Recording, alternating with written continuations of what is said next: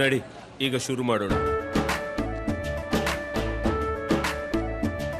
ಕೇಸರಿಯಿಂದ ಮನೋಲ್ಲಾಸ ಮನಸ್ಸು ಮತ್ತೇರಿ ಕುಣಿದಾಡಿದೆ ನೋಡು, ಮನಸ್ಸು ಮತ್ತೇರಿ ಕುಣಿದಾಡಿದೆ ನೋಡು. ಕ್ಷಣ ಕ್ಷಣವೂ ಆಚರಿಸಿ ಕೇಸರಿ ಹಬ್ಬ.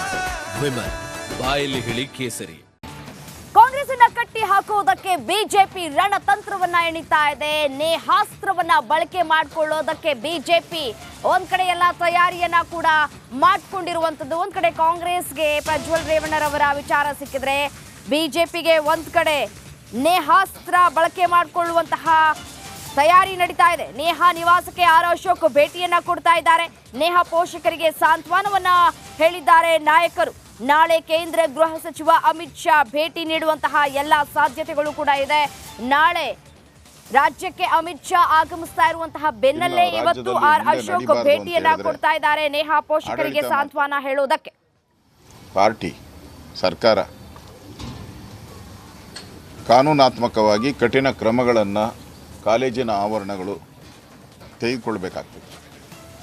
ಹಿಂದೆ ಲೈಂಗಿಕ ಕಿರುಕುಳ ಆದಾಗ ಶಾಲೆಗಳಲ್ಲಿ ಮಕ್ಕಳೆಲ್ಲ ಲೈಂಗಿಕ ಕಿರುಕುಳ ಆದಾಗ ಇಡೀ ರಾಜ್ಯಾದ್ಯಂತ ಎಲ್ಲ ಶಾಲೆಗಳಲ್ಲೂ ಕೂಡ CCTV ಕ್ಯಾಮ್ರಾಗಳನ್ನು ಅಳವಡಿಸುವಂಥದ್ದು, ಅಲ್ಲಿನ ಟಾಯ್ಲೆಟ್ಗಳಿರ್ಬೋದು, ಶೌಚಾಲಯಗಳಿರ್ಬೋದು, ಇದ್ರ ಬಗ್ಗೆ ನಿಗಾ ವಹಿಸುವಂಥದ್ದಕ್ಕೆ ಪೊಲೀಸರು ಮತ್ತು ಅಲ್ಲಿನ ಲೋಕಲ್ ಪೊಲೀಸ್ ಇನ್ಸ್ಪೆಕ್ಟ್ರು ಪ್ರತಿ ತಿಂಗಳು ಕೂಡ ಅಲ್ಲಿ ಶಾಲೆಗೆ ಹೋಗಿ ಭೇಟಿ ಮಾಡಬೇಕು.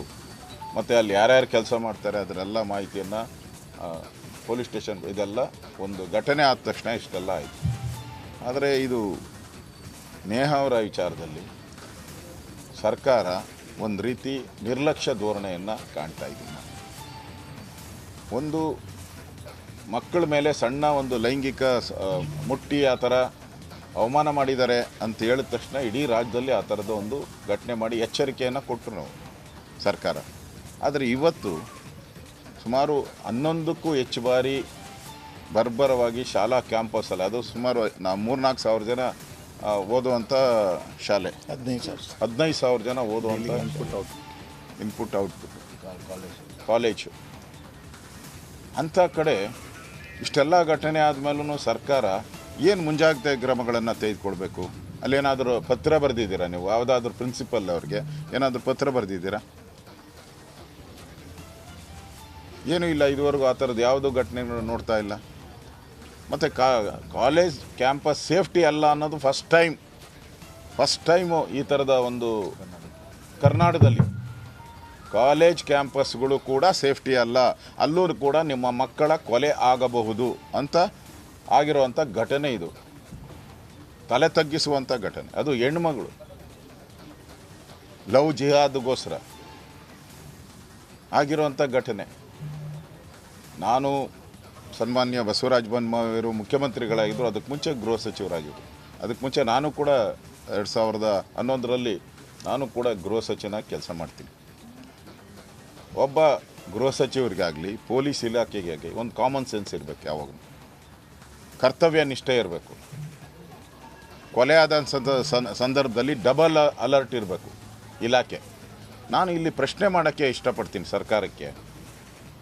ನೋಡಿ, ಅದು ಪೊಲೀಸ್ ಇರ್ಬೋದು, CBI ಇರ್ಬೋದು, ಯಾವುದೇ ಇನ್ವೆಸ್ಟಿಂಗ್ ಏಜೆನ್ಸಿ ಕೊಲೆ ಆದಾಗ, ದೊಡ್ಡ ಘಟನೆಗಳು ನಡೆದಾಗ ಅಪರಾಧಿಯನ್ನು ಬಂಧಿಸಿದ ತಕ್ಷಣ ನಾವು 24 ಗಂಟೆ ಒಳಗಡೆ ಕೋರ್ಟಿಗೆ ಪ್ರೊಡ್ಯೂಸ್ ಮಾಡ್ತೀವಿ. ಪ್ರೊಡ್ಯೂಸ್ ಮಾಡಿದ ತಕ್ಷಣ ಫಸ್ಟ್ ಕೇಳೋವಂಥದ್ದು ಒಬ್ಬ ಕರ್ತವ್ಯ ನಿರತ ಅಧಿಕಾರಿ ಕಾನೂನಾತ್ಮಕವಾಗಿ ನಮ್ಮ ಸಂವಿಧಾನದ ಕಾನೂನು